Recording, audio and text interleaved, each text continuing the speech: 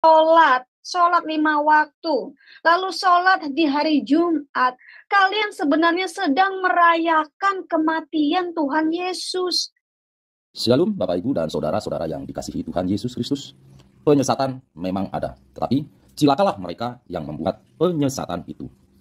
Iblis hadir menyerupai domba, tetapi oleh hikmat dan kasih karunia Roh Kudus yang menyertai kita, dari buahnya lah kita boleh mengerti dari pengajaran-pengajaran yang diberikan kepada setiap orang. Kita simak setiap video yang ada dengan membuka hati, membuka mata, dan membuka telinga, supaya kita beroleh pengajaran dan pembelajaran dari setiap apa yang boleh kita simak. Assalamualaikum warahmatullahi wabarakatuh.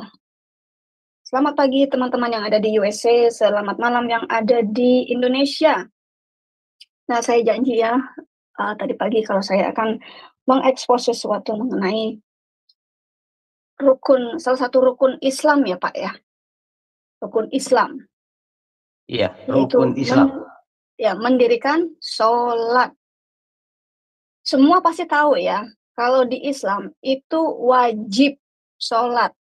Bahkan kalau tidak sholat bisa masuk neraka. Kalau sudah beberapa kali sholat, missing itu absen dari sholat, itu jatahnya masuk neraka. Nah sekarang kita lihat yuk. Kalau di Islam itu, tunggu sebelum masuk ke Islam, teman-teman juga harus tahu, kalau di Kristen juga ada sholat, tapi tidak wajib. Dan sholat-sholat ini masih dikerjakan, masih dilakukan oleh teman-teman Kristen kita yang ortodoks. Terutama yang ortodoks Syria atau Suria. Ya, mereka masih menjaga sholat ini. Mereka masih membawa, bukan tradisi ya, tapi bukan tradisi sholat. Karena di dalam kekristenan itu tidak ada tradisi yang harus dibawa-bawa. Yang harus kita bawa-bawa adalah kasih. Mengasihi Tuhan dan mengasihi sesama. Kasihinilah musuhmu, bahkan. Ini ajaran lebih gila lagi, yang harus mengasihi musuhmu. Nah, saya mau langsung saja ya teman-teman. Di sholat 5 waktu itu ada apa aja sih? Pertama ya, sholat apa? Sholat subuh, sholat zuhur, sholat asyar, maghrib, dan isya. Lalu tidur. Bener kan? Tidur. Tetapi ternyata di kekristenan, dan maaf sebelum itu, kalau kita tanya ke mereka, apa dasar-dasar mereka melakukan sholat? Apa fondasi dari Quran, ayat-ayat di Quran untuk melakukan sholat-sholat di jam-jam tertentu, dan mengapa mereka menamakan nama-nama ini seperti subuh, zuhur, asyar, dan lain-lainnya? Kenapa? Mereka pasti tidak bisa jawab. Bahkan di Quran pun ada kisah yang tadinya sholat 50 kali, lalu turun. Jadi 5 kali. Bahkan masih dinegosiasi sholat 3 kali. Kenapa? Kok perintah sholatnya berganti-ganti? Mereka tidak tahu dasar dari apa yang mereka perbuat. Mereka tidak mengerti fondasi mengapa mereka melakukan sholat tersebut. Mengapa mereka melakukan puasa, mengapa mereka melakukan haji. Mereka tidak tahu dasarnya. Mereka cuma bilang, yaitu perintah dari Allah, perintah dari sang Nabi. Kenapa Allahnya tidak memberitahukan kepada umatnya? Kamu melakukan sholat seperti ini supaya ini fondasinya begini, dasarnya ini, untuk ini. Alasan mereka, ya itu kan untuk kesehatan. Kalau cuma untuk kesehatan, untuk menjaga badan, senam, aerobik, joget itu lebih sehat. Berenang lebih sehat. Kalau alasannya untuk kesehatan. Tetapi di dalam kekristenan, apa yang kita kerjakan itu semua ada fondasinya. Apa yang kita kerjakan ada ayatnya, ada dalilnya, ada firmannya, dan tertulis di dalam Alkitab, kitab kami satu-satunya. Kita nggak pakai tafsir. Alkitab tidak perlu tafsir. tidak perlu didampingi oleh tafsir. Karena Roh Kudus sendiri yang akan menerangkan kepada kita makna dari firman tersebut. Nggak perlu pakai hadis. Nggak perlu pakai, maksudnya hadis terpisah. Nggak perlu pakai tafsir terpisah. Semuanya ada di dalam satu, di dalam Alkitab. Firman ada dalam Alkitab, hadis juga ada di dalam Alkitab, tafsir pun ada di dalam Alkitab. Semuanya ada di situ. Jadi satu. Kalau di Islam, tafsir At-Tabari aja beribu-ribu, berpuluh-puluh jilid, 30 jilid. Yang lengkap itu 30 jilid, dan ini yang jarang dipunyai, dimiliki oleh teman-teman Indonesia. Hanya orang-orang tertentu saja yang memiliki 30 jilid At-Tabari ini. PAFM punya nggak? Oh, punya. Saya punya nggak? Oh, punya. Ya, punya. Buku-buku Islam lainnya kami punya nggak? Oh, punya. Bahkan sejarah-sejarah pun kami punya. Nah, sebelum saya masuk ke masalah sholat ini, ya ini seharusnya sang penggugat ada di sini membawa Agatha, karena Agatha kan dari ortodoks. Tapi kayaknya mungkin dia lupa keenakan di TikTok, ya nggak apa-apa. Saya bawakan sendiri. Ya, supaya lebih jelas. Ya, mungkin tidak sedetail yang Anda harapkan, tapi paling tidak saya bisa menjelaskan. Ya. Tadi saya mau ngomong apa, saya lupa. Sholat, oh satu lagi. WAFM Library. Saya akan share dulu WAFM Library. Ya. Dan bagaimana cara mendapatkannya. Oke teman-teman, Anda lihat ini. WAFM Library. Ya. Di library ini, teman-teman, library ini gratis. Siapapun boleh subscribe dan siapapun boleh mendownload gratis. Kalau di luar sana, PDF ini diduitin. Satu PDF ada yang 10.000, ada yang 25.000. Kalau yang tipis-tipis 10.000, kalau yang tebal-tebal 25.000 atau di atas 25.000. Tetapi di WAFM semuanya gratis. Anda tinggal subscribe saja di WAFM Library, ya. Dan Anda bisa download. Nah, kalau mau mencari sesuatu, mencari buku tertentu, masuk ke dalam search, ya. Anda lihat ya di layar, Anda masuk ke dalam search, lalu Anda ketik aja, misalnya mau cari Islam. Nah, semua buku-buku Islam itu akan keluar. Mau cari apa? Mau cari Damaskus. Semua keluar kata-kata dalam Damaskus. Ya. Semuanya keluar. Mau cari kata-kata apa lagi? Christian. Semua kata-kata Kristen, buku-buku yang menyangkut Kristen itu ada. Ya. Semuanya ada. Atau cari mungkin sirah, Bu, sirah. Sirah boleh, sirah. Bu. Iya, sirah. Sirah. Sirah Nabawiyah ya. Keluar Sirah aja, semua. Bu. Ya, sirah keluar semua sirah. Ya. Kalau kita mau ketik Nabawiyah, keluar juga. Ya. Sekarang karena di WAFM Library ini sudah ada beberapa admin di library, dan adminnya itu atau pengurusnya ya, admin dari library ini juga dari Al Hayat. Jadi WAFM, tim dari WAFM dan juga tim dari Al Hayat itu bergabung menyusun kembali buku-buku ini agar mudah ditemukan. Gitu.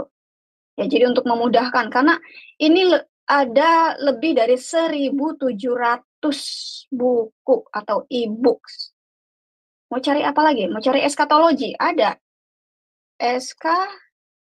Eskatologi. Keluar eskatologi. Kalau pakai bahasa Indonesia, eskatologi. Mungkin ya. Kalau bahasa Indonesianya nggak ada, jadi harus pakai bahasa Inggris. Teologi Mau aja, cari Bu. Teologi.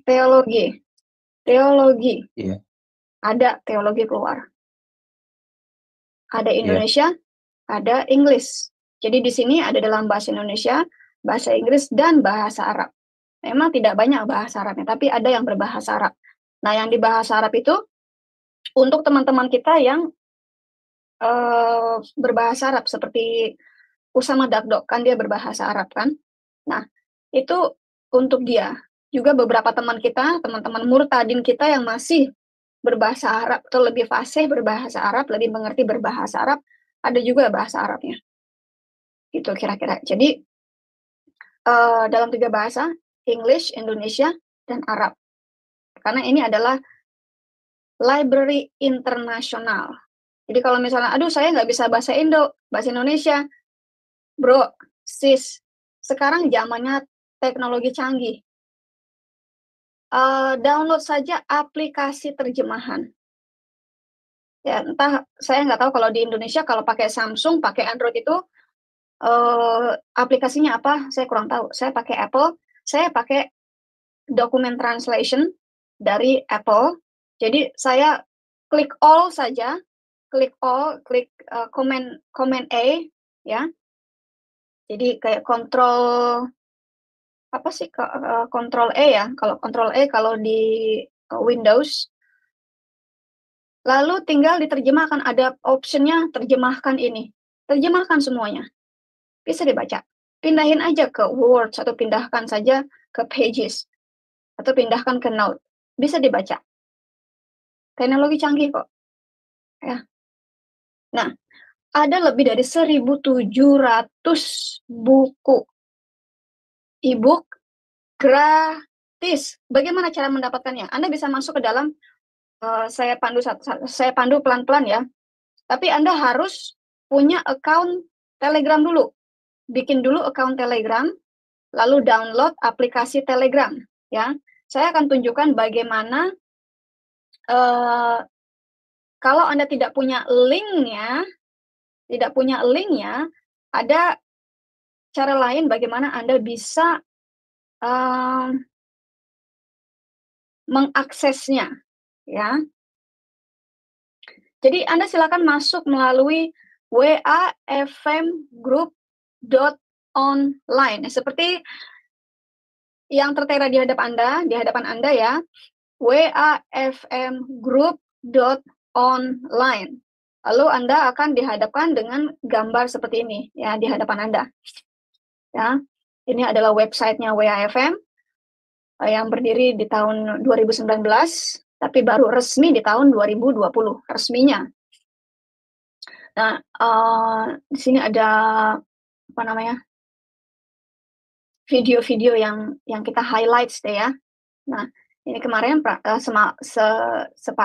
tadi pagi waktu Indonesia ya, kesaksian dari Pastor Bradley, pastor kampus yang pernah mualaf ya. Lalu Anda langsung masuk ke bagian kontak ini nih. Kalau mau mendapatkan library-nya, masuk ke bagian kontak. Ya. Lalu di sini ada bacaan Telegram ya. Anda klik aja. Anda klik bacaan Telegram.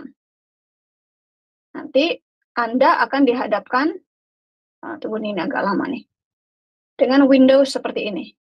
Ya, join channel. Ya. Tapi di situ ada Open Telegram.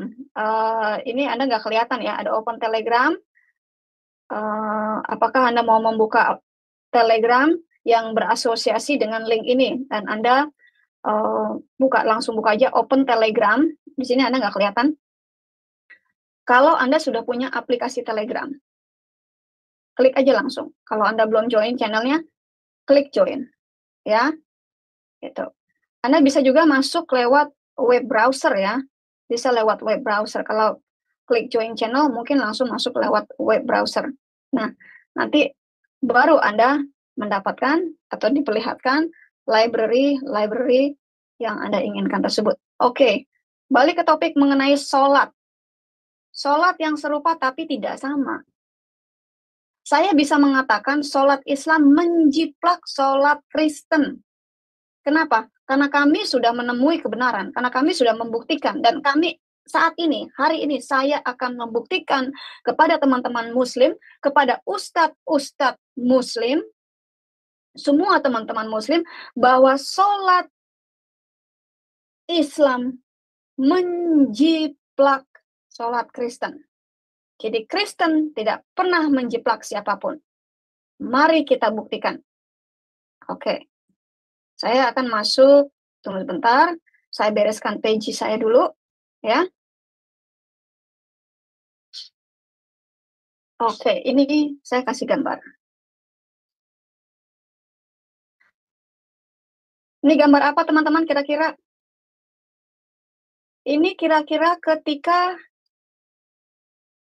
Mau penangkapan Yudas, Ibu ya? penangkapan, benar. Ini penangkapan. Kalau orang Batak bilang ini penangkapan.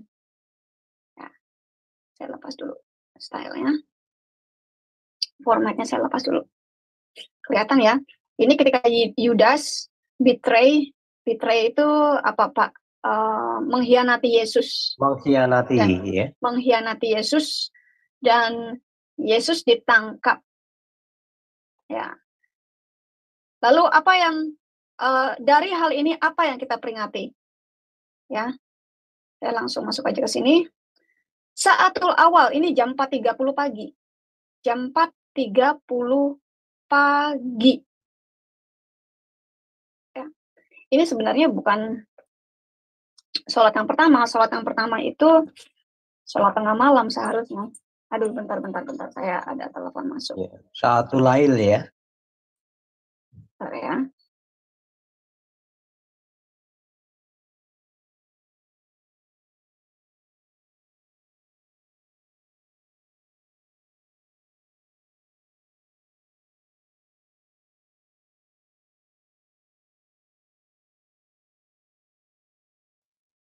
Ya ini istilah-istilah sholat ini bisa dibilang juga ini bahasanya bahasa Hebrew ya, Ibrani ya, yang hampir-hampir mirip karena memang memiliki kesamaan secara bahasa dengan bahasa Arab ya. Nanti ada Oke. kata-kata yang sama. Ya. Ya. Nah ini sebenarnya saya lagi ini kok berantakan nih begini ya, maaf ya teman-teman, ini kok tiba-tiba berantakan. Oke, karena saya tadi besarkan sih ya. Ini tadi saya besarkan jadi berantakan. Saya kecilin lagi. Bergeser Ya. Bu itu ya kemungkinan ya, Iya, gambarnya langsung bergeser. bergeser. Ya, oke, ini deh ya. Jadi supaya nggak bergeser-geser ya. Saatul awal yang terjadi pada jam 4.30 pagi. Ketika Yesus ditangkap, diadili lalu divonis hukuman mati. Jadi awal kejadiannya ini pukul 4.30 pagi. Ya. Lalu Petrus menyangkal Yesus 3 kali diiringi dengan ayam berkokok. Nah, ini ada dalilnya teman-teman. Matius 26 ayatnya 74 sampai 75. Bisa dibacakan Pak Moderator? Iya, baik. Matius 26 ayat 74 sampai 75 dikatakan, maka mulailah Petrus mengutuk dan bersumpah, aku tidak kenal orang itu. Dan pada saat itu berkokoklah ayam. Maka teringatlah Petrus akan apa yang dikatakan Yesus kepadanya. Sebelum ayam berkokok, engkau telah menyangkal aku 3 kali. Lalu ia pergi keluar dan menangis dengan sedihnya. Ya, berikutnya. Berikutnya ada di dalam Markus 14 ayat 72. Markus 14 ya. Ayat yang ke-72. Pada saat itu berkokoklah ayam untuk kedua kalinya. Maka teringatlah Petrus bahwa Yesus telah berkata kepadanya, sebelum ayam berkokok 2 kali, engkau telah menyangkal aku 3 kali. Lalu menangislah ia terseduh-seduh. Juga ada di dalam kitab Lukas. Kitab Injil Lukas ya. Lukas 22 ayatnya 60 dan 61 ya. 60 dan 61 dikatakan, tetapi Petrus berkata, bukan, aku tidak tahu apa yang engkau katakan. Seketika itu juga, sementara ia berkata, berkokoklah ayam. Lalu berpalinglah Tuhan memandang Petrus. Maka teringatlah Petrus bahwa Tuhan telah berkata kepadanya, sebelum ayam berkokok pada hari ini, engkau telah 3 kali menyangkal aku. Lalu ia pergi keluar dan menangis dengan sedihnya. Juga di dalam Injil Yohanes, ya, di dalam Injil Yohanes, Yohanes 18, ayatnya yang ke-27, dikatakan, maka Petrus menyangkalnya pula, dan ketika itu berkokoklah ayam. Ya, jadi teman-teman, ini fondasi atau dasar mengapa di Kristen Ortodoks terutama, ini melakukan sholat pagi yang namanya saatul awal. Ya, mengapa juga teman-teman Kristen itu bangun pagi-pagi, jam 4 baru udah bangun. Bahkan ada yang bangun jam 3.30 ya. Lalu melakukan doa. Ada doa pagi, jam 4 pagi doa. Sampai petang, sampai ayam berkokok. Doanya bukan cuma 5 menit selesai ya. Tapi doa ini sampai ayam berkokok. Ayam berkokok kira-kira jam berapa sih, Pak? Kalau di Indonesia tuh. Di sini soalnya nggak ada ayam berkokok, Pak. Adanya alarm. Ya, bisa jam 5 ya, jam 5, jam 6 itu mulai mereka berkokok dan bersaut sautan lah ya, ramai dengan Ya. kokokan ayam. Jadi kurang lebih 30 menitan ya. Ya. Ya. Silakan, Bro. Jadi ya. bukan 5 menit doa terus selesai. Sampai ayam berkokok.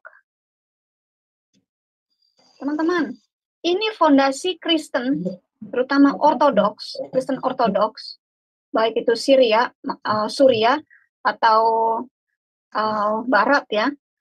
Ini fondasi yang mereka lakukan. Kalau di Islam dikenal dengan nama sholat subuh. Kalau di Kristen namanya saatul awal. Mungkin yang lainnya di mute dulu deh. Ada berisik-berisik soalnya. Ya, aman. Sudah sampai. Silakan Bu, lanjut.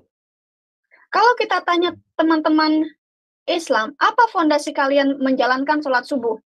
Apa dasar dalil kalian menjalankan sholat subuh? Mereka nggak tahu. Olahraga. Tanya olahraga biar bangun pagi-pagi, biar rezekinya nggak dicaplok maling. Lah orang Hindu, Buddha, Kristen pun bangun pagi bukan untuk olahraga, bukan karena rezeki dicaplok maling. Teman-teman kami yang Islam tidak memiliki fondasi, tidak memiliki dasar mengapa mereka sholat subuh dan mana perintahnya di Quran. Tidak ada. Tidak ada. Saya lanjut. Ini gambar apa, teman-teman? Apa yang Anda bisa lihat di sini? Ya, itu Tuhan sedang memikul salibnya itu ya, Bu ya. Memikul salib. Tempat penyalipan itu ya, pimpinan Bu ya. Pembantaian. Menuju ke tempat pembantaian. Jadi dia memikul kayu salib. Dia memikul kayu. Ada dasarnya nggak? Apa yang menjadikan ini sebuah dasar? Ini namanya sholat sa'atus salis atau jam 9 pagi. Jadi ini kejadian ini ketika Yesus memikul kayu salibnya sendiri. Itu kejadiannya sekitar jam 9 pagi. Atau kalau di Yahudi itu namanya the 3 hours. The 3 hours. Jam ketiga. Kalau di Romawi, kalau di kita sekarang itu jam 9. Ya. Namanya sa'atus salis dan dilakukan dan terjadi pada jam 9 pagi dan dikerjakan oleh teman-teman ortodoks, sholat ortodoks jam 9 pagi. Yesus memikul salib ke Bukit Golgota. Itu bisa dibacakan dalilnya, Pak Moderator? Iya. Di dalam Markus 15, ya, Markus 15 ayat 20 dan 25. Dikatakan, sesudah mengolok-olokkan dia, mereka menanggalkan jubah ungu itu daripadanya dan mengenakan pula pakaiannya kepadanya. Ayat 25, hari jam 9 ketika ia disalibkan. Juga di dalam Injil Lukas 22 di pasal 22 ayat yang ke-66 dikatakan, dan setelah hari siang berkumpullah sidang para tua-tua bangsa Yahudi dan imam-imam kepala dan ahli-ahli Taurat. Lalu mereka menghadapkan dia ke mahkamah agama mereka. Nah, tadi jelas ya di ayat Markus 15 ayat 25. Yesus memikul kayu salib jam 9. Jam 9. Teman-teman ortodok melakukan sholat sa'atus salis. Kalau di Islam menjadi sholat duha. Dan ini tidak wajib. Kalau kita perhatikan teman-teman, di dalam kekristenan, Anda orang Kristen, Anda harus memikul salib Anda sendiri. Anda harus memikul beban kalian sendiri. Anda harus menanggung dosa-dosa kalian, menanggung kesalahan kalian. Pikul salib, kita dipersekusi, kita pikul salib, kita terima. Memikul penderitaan, kita pikul salib. Kita ditolak oleh keluarga kita. Itu namanya pikul salib. Ada pikul salib. Dan ini bukan dipraktekkan, digambarkan ketika Yesus memikul salibnya. Dan teman-teman ortodoks menghormati hari ini, menghormati waktu ini dengan melakukan doa yang namanya sa'atus salis. Doa petang ya, kalau nggak salah ya, kalau waktu jam 9 pagi itu sekitar petang sebelum siang hari kan, midday. Kalau di kita ini, kalau di US namanya midday. Masih pagi. Jadi kita ada dasarnya. Kita harus memikul salib. Kalau di Islam tidak perlu memikul salib, cukup menipu. Biar orang yang tanggung. Kalau mereka nanti mati katanya nih ya, di Quran, yang menanggung dosa mereka siapa? Dilimpahkan kepada Kristen dan Yahudi. Mereka nggak mau pikul salib mereka sendiri. Mereka yang berbuat dosa, tapi mereka tidak mau menanggung dosa mereka. Si Allah membebankan dosa itu kepada Kristen dan Yahudi nanti di akhir zaman. Ini namanya Allah gila. Nggak beres nih. Kita di sini pikul salib. Jadi fondasinya ada kenapa Kristen berdoa jam 9 pagi.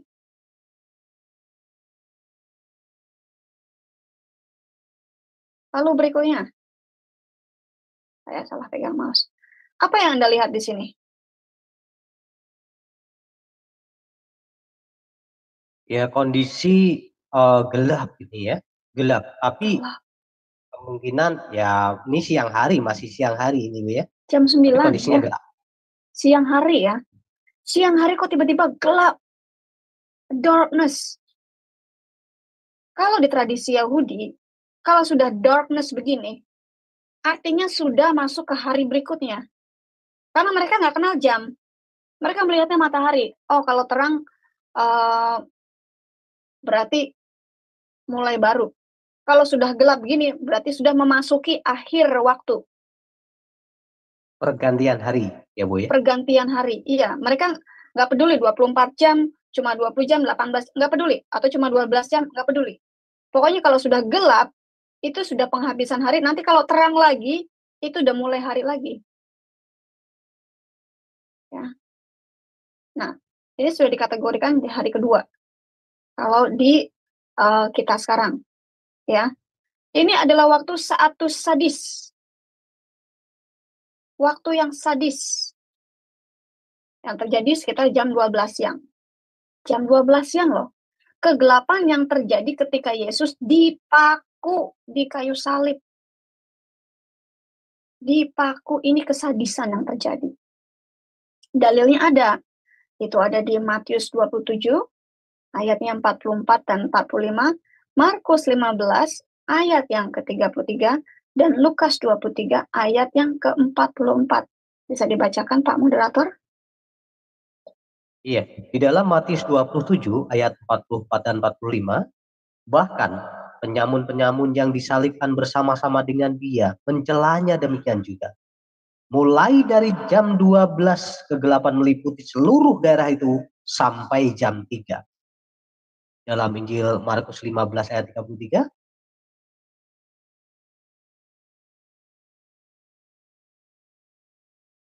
dikatakan seperti ini.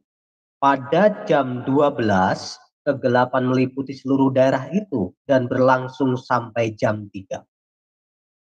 Juga ada di dalam Injil Lukas. Injil Lukas 23 ayat yang ke-44. Ketika itu hari sudah kira-kira jam 12, lalu kegelapan meliputi seluruh daerah itu sampai jam 3. Sampai jam berapa? Jam 3. Berarti sholat saatu sadis ini yang dilakukan oleh teman-teman ortodoks itu dari jam 12 siang sampai jam 3 doa. Tapi sekali lagi teman-teman, ini tidak diwajibkan. Ya. Tidak ada hukum, oh kalau tidak melakukan nanti dosa, masuk neraka. Tidak ada. Tidak ada dalam kekristenan kalau tidak dilakukan dosa yang begini. Yang dosa adalah yang melakukan perbuatan yang tidak dikehendaki oleh Tuhan. Apapun itu. Kalau di Kristen namanya sa'atus sadis, sholat jam 12 siang atau doa jam 12 siang, kalau di Islam namanya zuhur.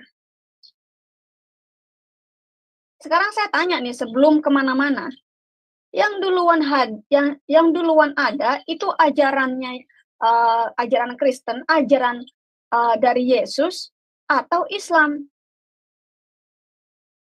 Ya jelas dong dari Kristen itu. Kristen dulu kan? Kristen lahir di abad pertama, Islam lahir di abad ke-7. Jauh banget. Jauh banget. Ya. Jadi kalau ada teman-teman yang mengatakan, oh Kristen itu nyatut atau nyontek dari Islam. Bermasalah? Oh iya, sedikit bermasalah tadi mic-nya Bu DB ya. Oh, mic saya bermasalah ya. tadi. Ya. Tadi sempat ada Pak penggugat juga ya, tapi suaranya kurang ngumpul Pak. Pecah suaranya Pak. Ya. Oh, ada si gugat nih. Tunggu bentar aku. Iya, ada. Culik dulu nih anak ya. Tunggu aku culik dulu.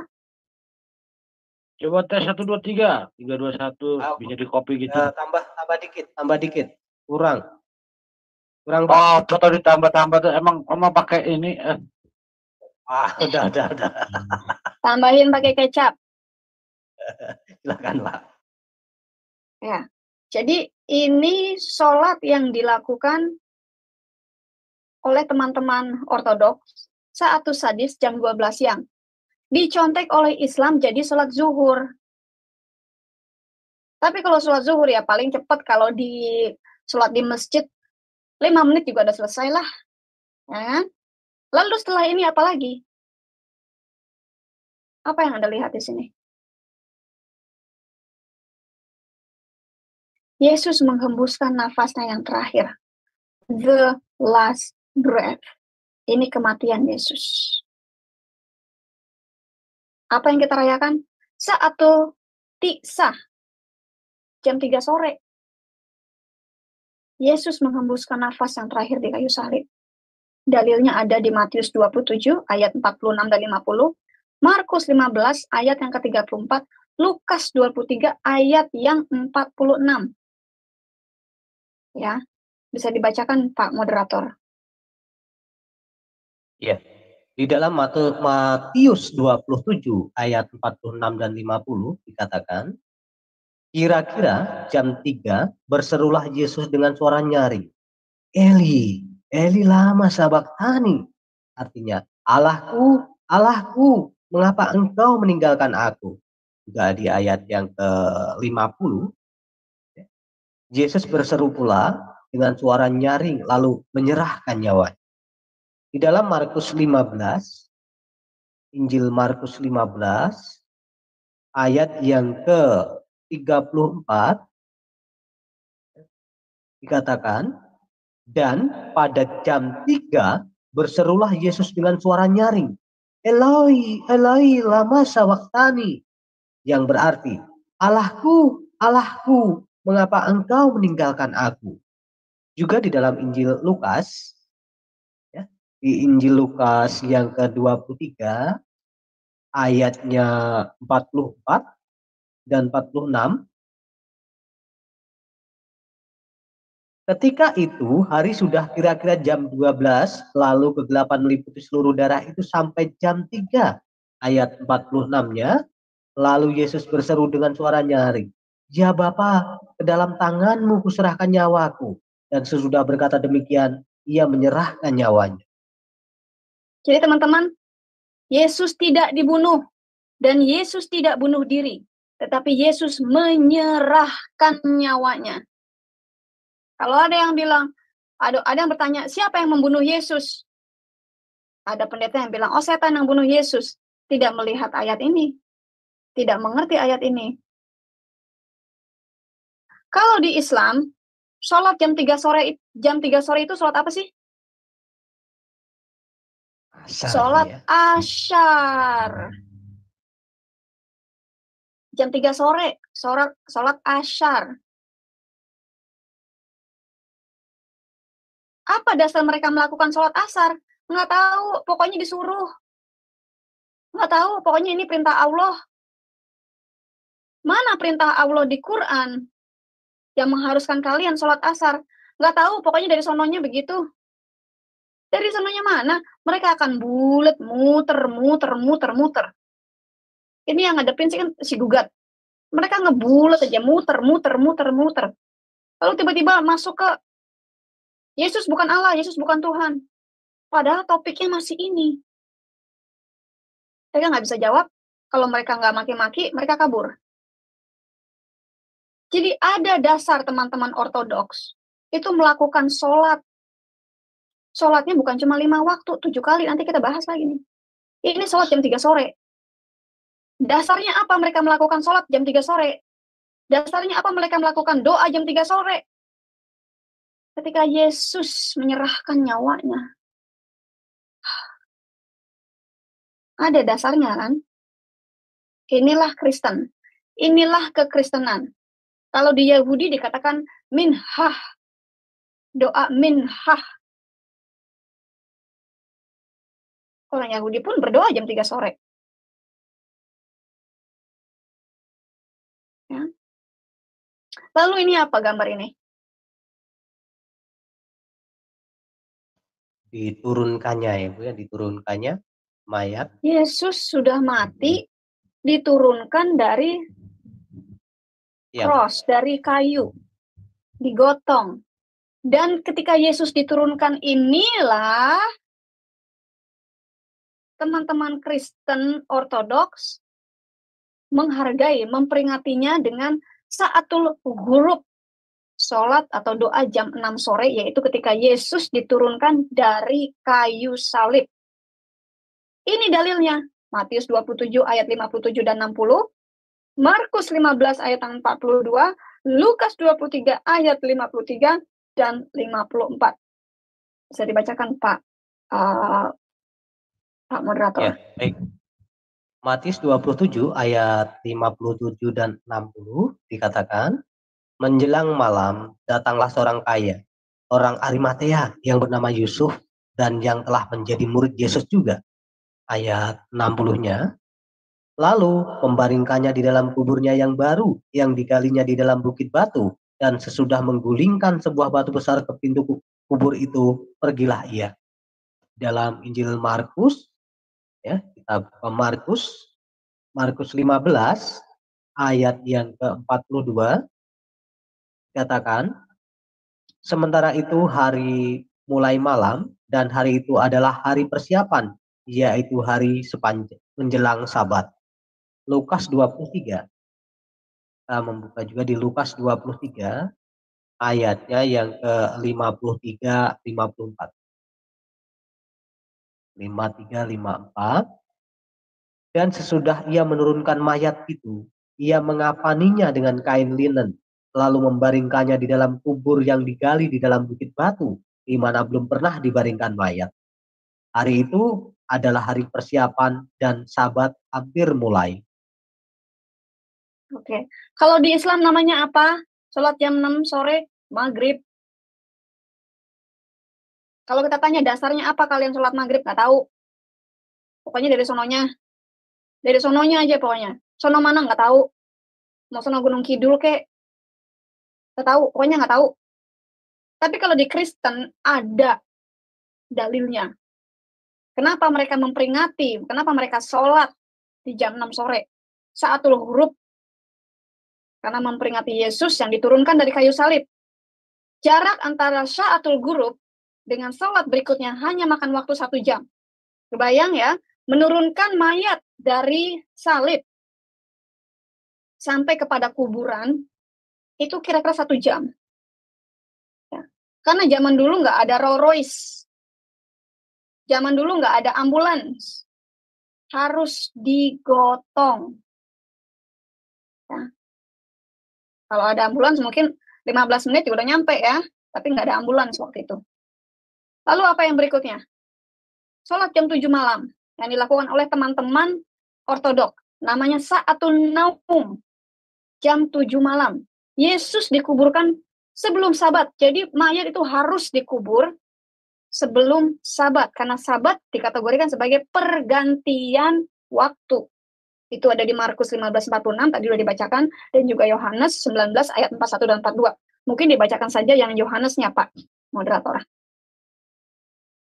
Ya, Injil Yohanes 19 ayatnya yang ke-41 dan 41-42. Dikatakan seperti ini, dekat tempat di mana Yesus disalibkan ada suatu taman, dan dalam taman itu ada suatu kubur baru yang di dalamnya belum pernah dimakamkan seseorang. Ayat 42-nya, karena hari itu hari persiapan orang Yahudi, sedang kubur itu tidak jauh letaknya, maka mereka meletakkan mayat Yesus di situ. Ya, ini kejadiannya sebelum Passover ya. Passover itu apa kalau di Indonesia? Easter.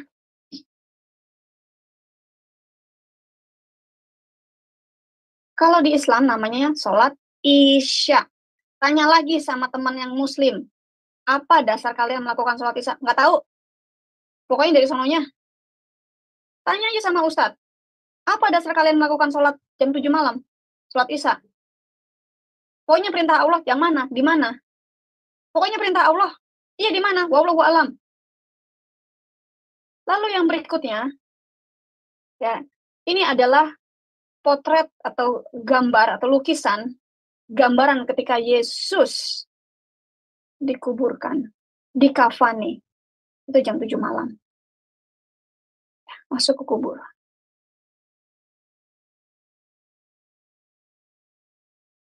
Dan dikafaninya bukan dipocongin ya. Nggak dipocong-pocong, nggak diiket-iket. Karena di dalam kekristenan tidak ada keterikatan. Kita tidak dibelenggu. Kalau di Islam, hidup dibelenggu dengan aturan-aturan manusia.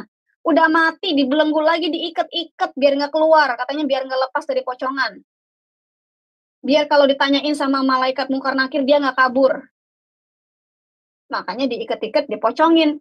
Diikat di kepala, diikat di kaki, diikat di tengah-tengah. Diikat di leher juga ya. Diikat di leher, di kepala, di kaki. Mirip permen sugus ya Gat ya. Diikat-ikat tuh. Lalu yang terakhir adalah Sa'atul Lail. Teman-teman ortodoks itu doa jam 12 malam. Ini tidur dulu loh ya. Jadi ini kan udah jam Isya nih. Ya. Ini sudah Sa'atun Naum. Orang dikuburkan. Nggak bangun-bangun kan? Tidur kan? Kita juga tidur kan? Jam 7 malam. Selesai jam 7, jam 8, jam 9. Pokoknya tidur. Setelah Sa'atun Naum, tidur. Sama halnya seperti Yesus yang tertidur. Yesus masuk ke dalam kegelapan, dalam kubur, dan tidur.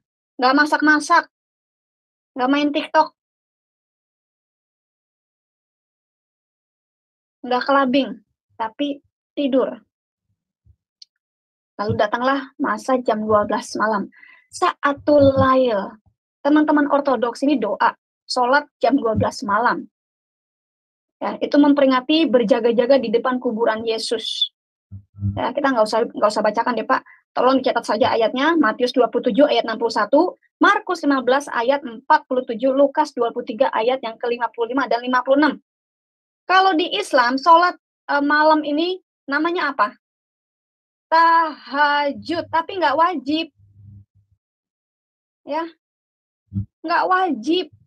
Jadi tidur itu nggak wajib, istirahat itu nggak wajib. Berjaga-jaga itu nggak wajib. Makanya mereka lakukan dosa aja, orang urus. Ya. Nah, kalau yang tadi Bu, yang tentang Passover tadi itu Paskah ya Bu ya, mungkin ya? Paskah, iya. Kalau Indonesia namanya Paskah, Passover. Jadi mereka ini persiapan Paskah ini. Makanya mereka bilang cepat dikuburkan sebelum Paskah. Karena memang ada larangan di Yahudi. Kalau Paskah itu nggak pegang-pegang orang mati. Nah, kira-kira itu aja dari saya. Apa yang kita kerjakan ada fondasinya. Ini mumpung ada si Gugat, mungkin si Gugat bisa konekkan ke Agatha yang dari Kristen Ortodoks.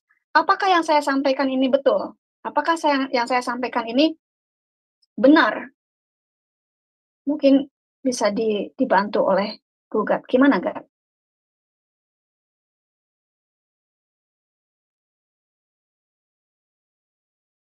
Pak Penggugat. Gat? Mana Gat? Katanya mau konekin dengan Agatha, Gat.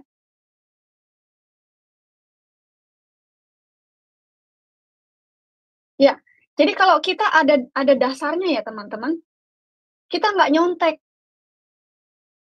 Dan hari ini, di hari-hari itu ya, dari mulai penyaliban Yesus, dari mulai Yesus ditangkap, sampai itu kuburan dijaga. Kita mengenal hari itu sebagai apa? Jumat Agung. Makanya kita merayakan Jumat Agung. Di hari Jumat kita juga ada kebaktian khusus namanya Jumat Agung. Kalau di Islam ada sholat Jumat. Jadi dengan kata lain, teman-teman Islam ketika kalian sholat 5 waktu, lalu sholat di hari Jumat, kalian sebenarnya sedang merayakan kematian Tuhan Yesus. Kalian tidak sadar itu. Sholat Jumat Agung, artinya kalian memperingati detik-detik kematian Tuhan Yesus. Detik-detik saat-saat ketika Yesus dikuburkan. Ketika makannya dijaga. Kalian sadar nggak kenapa kalian melakukan sholat Jumat? Ya itu. Lalu kalian sadar nggak sholat-sholat yang kalian kerjakan selama 5 waktu, itu sebenarnya sholat memperingati detik-detik kematian Tuhan Yesus. Ya. Indra, kamu jangan ngomong asumsi-asumsi. Kamu pelajari lagi apa yang sudah saya sampaikan. Ayo, Gak. Silakan, Gak. Ya, dia malah mic-nya nggak connect. Mungkin lagi panggilin si Agatha kali ya. Mau saya tampilin lagi Indra, Bayu Chandra, bukti dan dalil nggak ada. Memang kalau di Islam itu, sholat-sholat kalian tidak ada bukti dan tidak ada dalilnya. Ya, tadi saya sudah sampaikan. Ini saya sampaikan lagi ya. Sholat-sholat di Kristen itu ada dalilnya. Ya, saya mau kasih tahu. Saya ulangi lagi nih, untuk Indra Chandra nih. Untuk Indra Bayu Chandra. Ini si topeng mas nih. Saatul awal, sholat subuh. Itu memperingati Yesus ditangkap, diadili, lalu divonis hukuman mati. Dan Petrus menyangkal Yesus 3 kali diiringi dengan ayam berkokok. Catat ini ayat-ayatnya. Islam merayakannya dengan sholat subuh. Islam merayakan ketika Yesus diadili, lalu Petrus menyangkal Yesus 3 kali dengan sholat subuh.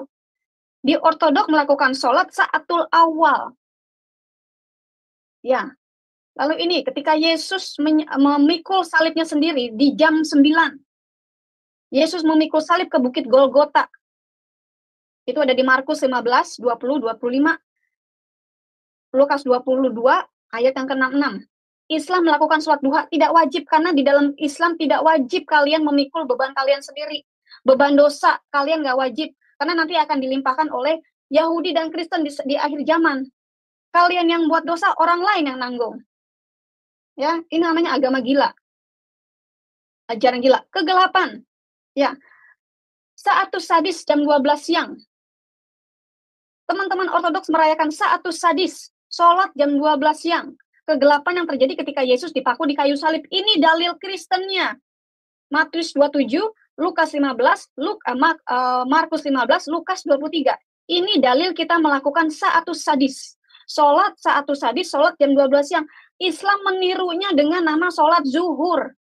Kalau ditanya Islam, apa fondasi kalian melakukan sholat zuhur? Nggak ada. Pokoknya dari sononya disuruh. Kalau Kristen Ortodok melakukan sholat Saatus sadis jam 12 siang, itu fondasinya ini. Catat. Ya. Catat. Yesus disalib di abad ke-1, Islam baru ada di abad ke-7. Jangan bilang kalau Kristen meniru Islam. Siapa yang mati duluan, Muhammad atau Yesus duluan? Muhammad mati 3 hari, masuk ke liang kubur. Yesus mati dalam 3 hari, bangkit dari kubur. Jadi kalian adalah agama-agama yang harus masuk, ngejeblos di dalam kubur. Kita mengikuti Yesus. Kita akan bangkit bersama-sama dengan Yesus. Nah ini ketika Yesus menghembuskan napas terakhir. Saatul tisah. Teman-teman Ortodoks melakukan Saatul tisah jam 3 sore. Mereka merayakan, memperingati Yesus menghembuskan nafas yang terakhir. Ketika Yesus menyerahkan nyawanya di jam 3 sore. Itu ada di Matius 27, Markus 15, Lukas 23. Catat, Islam merayakan atau melakukan sholat Asyar. Kenapa Kristen melakukan sholat Saatul tisah jam 3 sore? Ini fondasinya, ini dalilnya. Karena Yesus menghembuskan nafas terakhir di kayu salib jam 3 sore. Kalau kita tanya Islam, kenapa kamu melakukan sholat asar? Nggak tahu, pokoknya disuruh sama Allah. Apa dasarnya? Nggak tahu, pokoknya dari sononya. Nah, ini ketahuan bodohnya kan kalian? Ketahuan kalian tidak mengerti apa yang kalian kerjakan. Tidak tahu fondasinya. Tidak tahu kenapa kalian melakukan sholat-sholat ini. Lalu apa lagi? Yesus diturunkan dari salib. Siap-siap untuk dikafankan. Ini dalilnya. Saatul ghurub jam 6 sore. Ini kejadiannya jam 6 sore. Ketika Yesus diturunkan dari salib, ini kejadiannya jam 6 sore. Ya, ada di Matius 27 ayat yang 57 dan 60, Markus 15 ayat yang ke-42, Lukas 23 ayat 53 dan 54. Kalau Islam melakukan sholat maghrib, ghurub, maghrib, Saatul ghurub. Kita ada fondasinya. Kristen Ortodoks melakukan sholat jam 6 sore itu ada fondasinya. Memperingati Yesus diturunkan dari kayu salib. Ada ayat-ayatnya. Bukan cuma 1, 2, 3, 4, 5 ayat. Kalau Islam mana? Nggak ada. Ya. Siapa yang mati duluan? Yesus atau Muhammad? Oh, ada mati duluan. Orang gila. Dan dijawab apa, nanyanya kemana? Kagak nyambung. Saatun naum.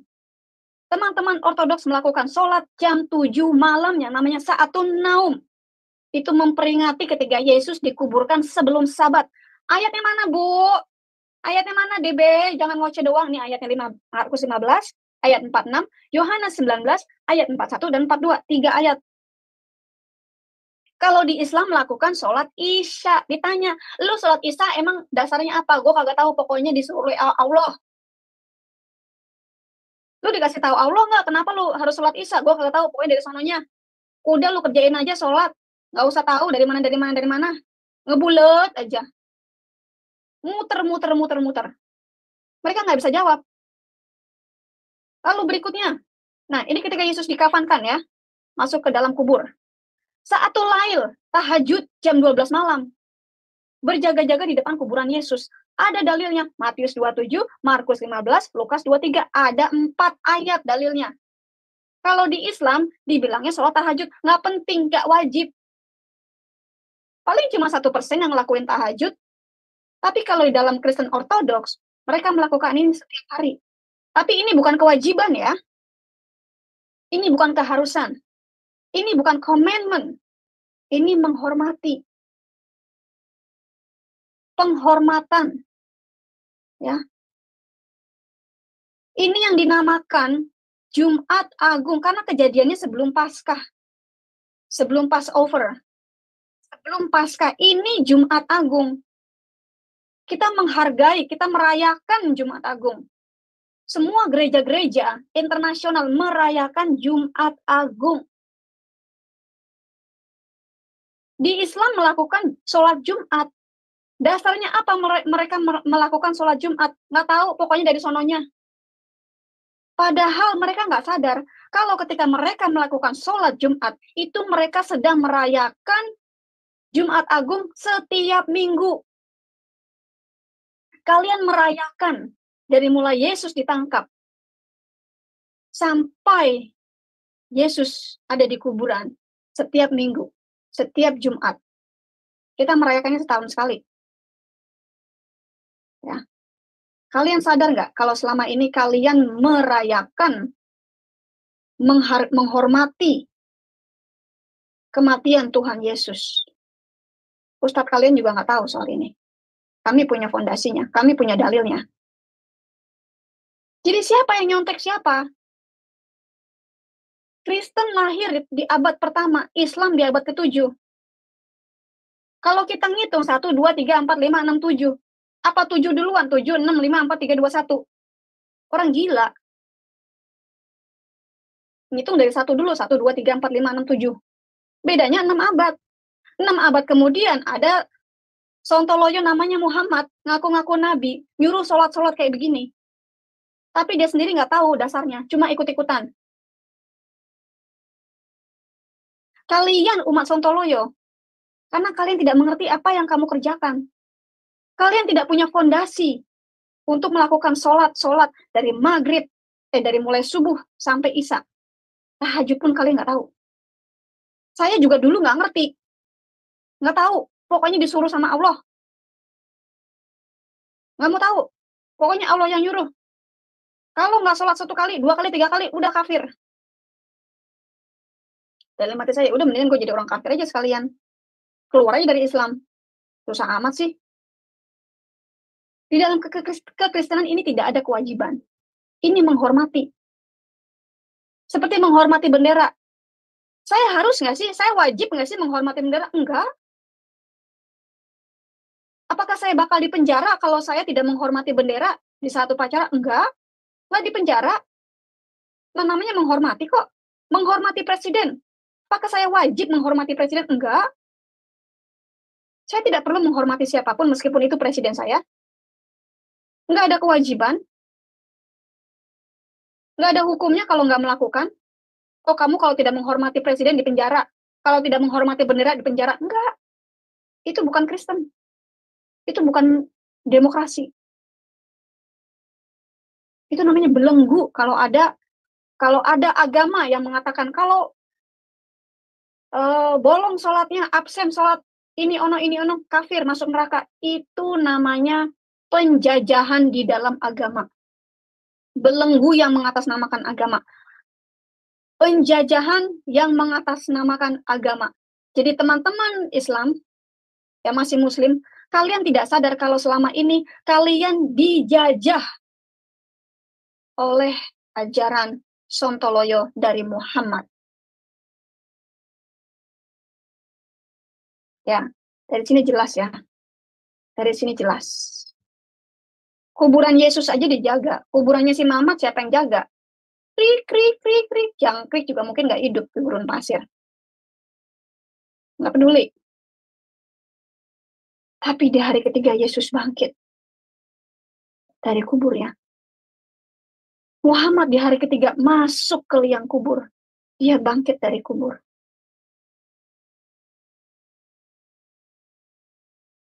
Ada teman-teman di sini yang mau menambahkan atau yang kurang jelas? Si gugat kayaknya nggak connect audionya, jadi dia nggak bisa ngomong. Silakan teman-teman.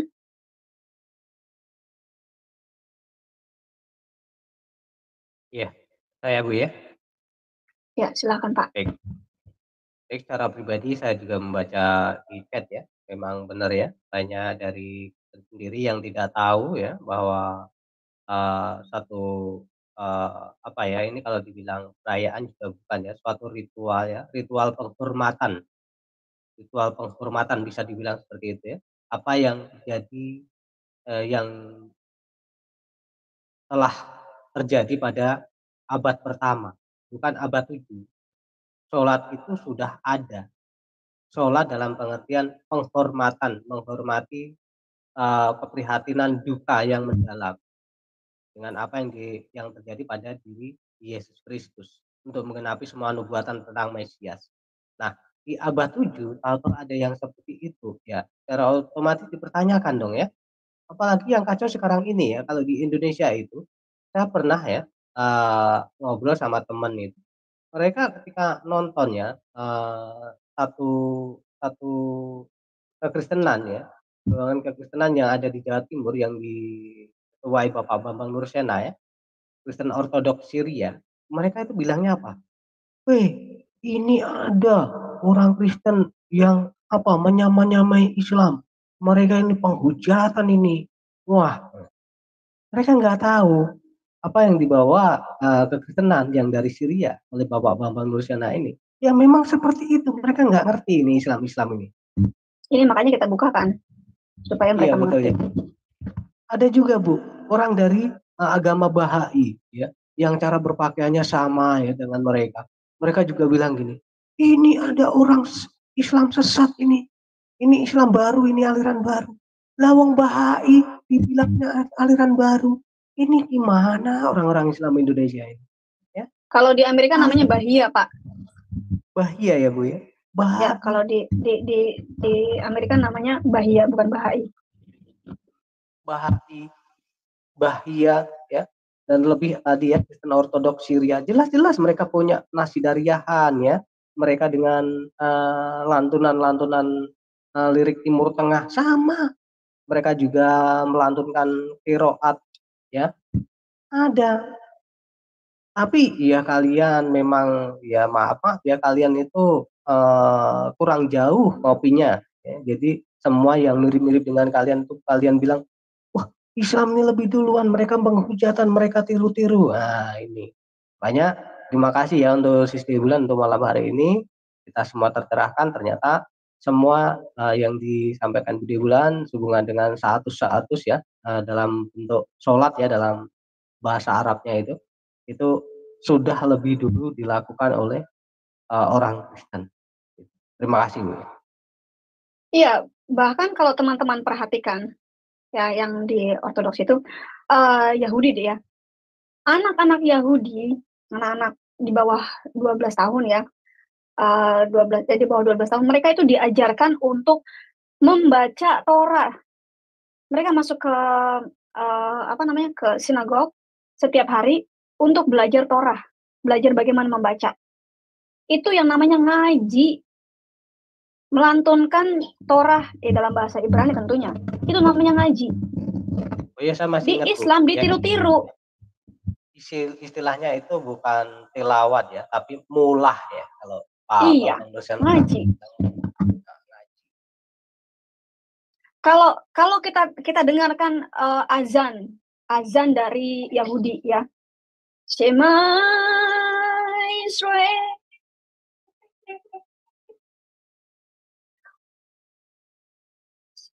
Lalu kita bandingkan dengan Allahu Akbar, Allahu Akbar. Siapa yang lahir duluan? Bahkan sebelum kekristenan pun Yahudi sudah azan. Sudah melantunkan azan. Adonai.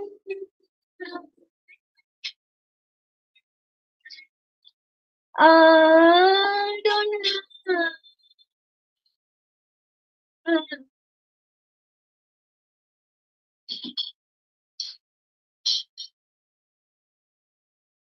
Anda bisa lihat tahu perbedaannya kan?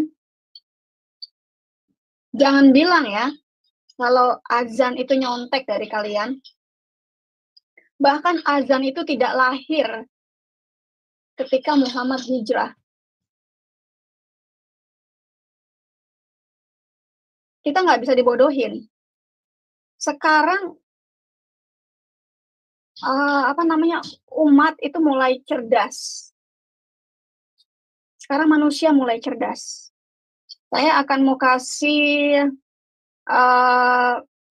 contoh dari, bentar ya teman-teman, saya mengambil dari streamer kami dulu, bentar. Bagaimana azan Kristen, azannya orang Yahudi. Ya. Bentar, saya akan share dulu. Saya share. Panggilan Sema ya, seruan ya. Iya, lihat ya.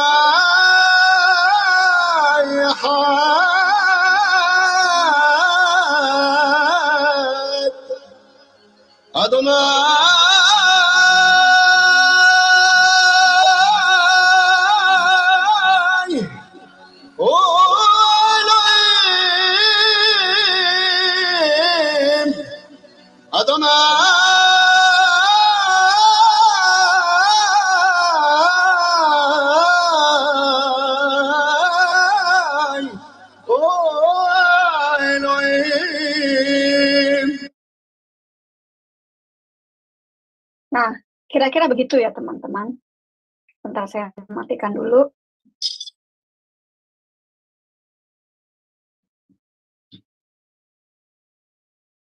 Ya.